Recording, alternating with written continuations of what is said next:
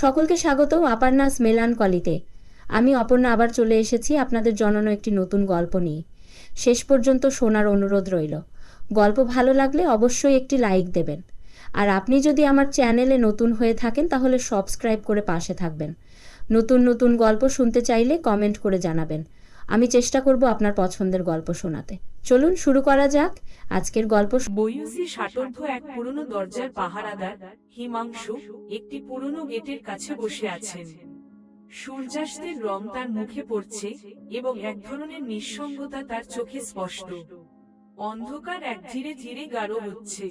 হিমাংশু নিজের মনে একাকী, এই গেটের কাছে কত স্মৃতি। এক সময় মানুষ আসতো, যেত, হাসতো, আনন্দ করত। এখন আমি একা, কিছুই নেই, শুধু এই পুরনো দরজা আর আমি। একদিন শিলা ছিল, শুভ্র ছিল, তারা সব চলে গেছে, আর আমি এখানে একা, এই দরজার পাহারায়। হিমাংশু ধীরে ধীরে উঠে দাঁড়ান। তার হাত কাঁপছে। তিনি এক দৃষ্টিতে দূরের সড়ক দেখেন। তারপর এক যুবক এগিয়ে আসে। যুবক, দাদা, দয়া করে কিছু সাহায্য করবেন? কিছু খাবার কিনতে চাই। হিমাংশু, তোমার বয়সে যদি আমি থাকতাম তবে হয়তো এমন পরিস্থিতিতে পড়তাম না। তবে জানো, আজকাল জীবনটা বদলে গেছে। তোমার খাবারের প্রয়োজন, কিন্তু জীবন কি শুধু খাওয়ার মধ্যে? না, জীবনে বড় কিছু প্রয়োজন। তুমি জানো কি? যুবক, জানি না দাদা। হিমাংশু, জীবন বড় কঠিন হয়ে গেছে। তোমার মতো অনেকেই এই শহরে একা হাহাকার করে চলে। জানো, আমি এক সময় সুখে ছিলাম, তবে সময় আমার সাথে বেইমানি করেছে। যুবকটি কিছু না বলে চলে যায়। হিমাংশু তার পিছনে তাকিয়ে থাকেন। কিছুক্ষণ পর তিনি আবার বসেন। আবেগপূর্ণ সঙ্গীত বাজতে থাকে। ঘরের মধ্যে অন্ধকার, একমাত্র আলো একটি পুরনো ক্যান্ডেল থেকে আসছে। হিমাংশু বসে আছেন, সামনে পুরনো একটি ছবি ফ্রেমে বাঁধা, তার স্ত্রী শিলা এবং ছেলে শুভ্র ছবি। হিমাংশুর চোখে মৃদু শোক, এক অনুভূতি যা তাকে ভেতর থেকে টেনে নিয়ে যায়। হিমাংশু, শিলা, তুমি চলে যাওয়ার পর আমি একা হয়ে গেছি। শুভ্র বড় হয়ে গেছে, আর তার জীবন তো আলাদা হয়ে গেছে। এখন তো তাকে আমার প্রয়োজন নেই। আমার পৃথিবী ছোট হয়ে এসেছে, কিছুই আর সোজা লাগে না। হিমাংশু চুপচাপ ছবি দেখে হাতটি কাঁপছে। তার মনে শিলা ও শুভ্রর জন্য এক চিরকালীন ভালোবাসা ফুটে ওঠে। এরপর তিনি একটি চিঠি বের করেন। প্রিয় হিমাংশু, তুমি আমার সবকিছু ছিলে। আমরা একে অপরকে ভালোবাসতাম, তবে জীবন আমাদের একসাথে থাকার সুযোগ দেয়নি। আমি চলে যাচ্ছি, কিন্তু তোমার মধ্যে আমি চিরকাল থাকব। মনে রেখো, তোমার ভালোবাসা ছিল আমার জীবনের সবচেয়ে বড় পাওয়া। হিমাংশু চোখ মুছতে মুছতে অশ্রুপূর্ণ গলায় চিঠিটি পড়েন।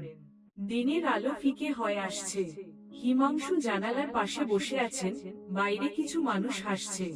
জীবন চলে যাচ্ছে, আর হিমাংশু একাকী তাতে অংশ নিতে পারছেন না। হিমাংশু, বাইরে সবাই সুখে আনন্দে, কিন্তু আমি কি শুধু দাঁড়িয়ে থাকবো? কবে শেষ হবে এই একাকিত্ব? এই সময় হিমাংশুর পুরনো বন্ধু প্রতাপ আসে। প্রতাপ, হিমাংশু, তুমি আবার একা?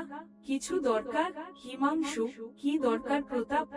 জীবন তো শেষ হয়ে যাচ্ছে, কেউ তো জানে না আমি কি চাই।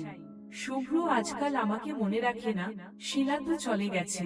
প্রতাপ, তোমার ছেলে শুভ্র, সে কি জানে তোমার অবস্থা? হিমাংশু, সে জানে না প্রতাপ। সে বড় হয়ে গেছে নিজের জগতে।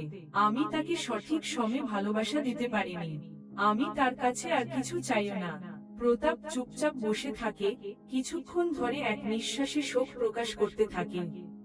একদিন হিমাংশু জানালার পাশে বসে আছেন। তার সামনে একটি চিঠি।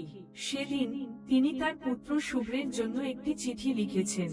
শুভ্র, তুমি যখন এই চিঠি পড়বে তখন আমি আর থাকবো না। কিন্তু জানো, তুমি কখনো আমার হৃদয়ে বাস করেছো। আমি তোমাকে ভালোবাসি, কিন্তু আমি কখনো তোমাকে সময় দিতে পারিনি। আজ এই শেষ মুহূর্তে আমি শুধুমাত্র শান্তি চাই। হিমাংশু চিঠিটি রেখে তার জীবনের শেষ মুহূর্তের দিকে চলে যান। শুভ্র তার বাবার চিঠি পড়ে কাঁদতে থাকে। সে বুঝতে পারে যে তার বাবা তাকে কখনো বলেননি সে কথা, কিন্তু তার একাকিত্বের জন্য সে ভুগছিল। শুভ্র, বাবা, আমি জানতাম না তুমি একা। আমি জানতাম না তুমি আমাকে কিভাবে অনুভব করেছো। আমি তোমার পাশে থাকতাম, বাবা। তুমি আমাকে ক্ষমা করো। শুভ্র চিঠিটি বুকের কাছে ধরে, যেন তার বাবাকে চিরকাল অনুভব করতে পারে।